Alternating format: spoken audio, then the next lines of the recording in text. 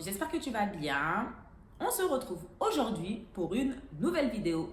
Alors moi, c'est Bintou. Ici, je parle de mon cheminement vers l'acceptation de toutes les parts de ma personnalité. Je partage avec toi mes réflexions et mes prises de conscience. N'hésite pas à t'abonner si ce sujet t'intéresse. Aujourd'hui, je vais parler des personnes solaires et l'importance d'une bonne estime de soi. Lorsqu'on est une personne solaire, on a tendance à avoir des personnes qui gravitent autour de nous puisque l'on dégage une bonne énergie, une énergie apaisante et qui permet de se sentir mieux. Les personnes qui ont tendance à être dans des énergies basses, c'est-à-dire des énergies qui les rendent souvent épuisées mentalement et physiquement, auront un réconfort en se tenant en votre présence. Mais lorsque l'on a une mauvaise estime de soi, on n'a pas forcément conscience que cette énergie est quelque chose de rare, une lumière que Dieu nous a donnée. Il faut savoir mettre ses limites vis-à-vis des autres, puisque quand on n'a pas d'estime de soi, on a tendance à être centré sur les autres. Ce que les autres pensent de nous, comment leur faire plaisir et comment éviter d'être abandonné et rejeté.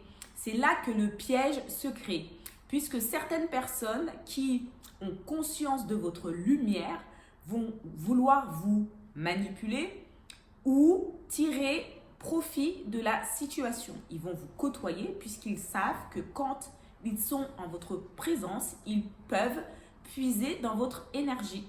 Vous vous retrouvez souvent fatigué, déprimé, sans pour autant savoir pourquoi. Ce sont des personnes que l'on prénomme des taxeurs d'énergie, puisque eux vont se remplir de votre énergie, se sentir bien, et vous allez vous retrouver fatigué pendant des jours. Il va vous falloir des jours pour récupérer cette énergie perdue.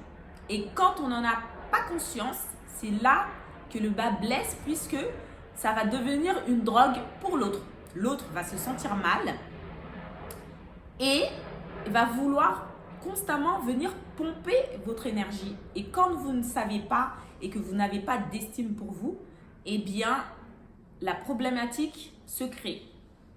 Mais lorsque vous allez prendre conscience de votre lumière et que vous allez changer votre comportement, l'autre ne sera pas forcément content de l'avancée que vous avez prise, puisque il va voir que vous allez poser vos limites et que votre énergie ne sera plus aussi disponible qu'auparavant. Il va tenter de vous convaincre que votre avancée n'est pas forcément quelque chose de positif pour vous et qu'il est mieux de se retrouver dans votre zone de confort qui était la déprime et le rabaissement de votre personne. Mais à un moment, il faut peut-être prendre les devants et se prioriser, se dire que la personne en face de nous ne comprendra pas forcément notre besoin de mettre des limites et qu'il est préférable peut-être de prendre des chemins opposés. Je vous demande, est-ce que vous avez conscience de votre énergie? Comment vous gérez celle-ci? Et comment faites-vous face aux personnes qui veulent justement bénéficier de cette énergie? Attention, c'est vrai qu'il est important de se dire aussi qu'il faut d'abord remplir son propre réservoir et que ensuite vous pourrez donner le super flux, enfin le trop plein, pardon, à une autre personne. Mais tant que votre jarre n'est pas rempli pour vous, vous devez vous prioriser.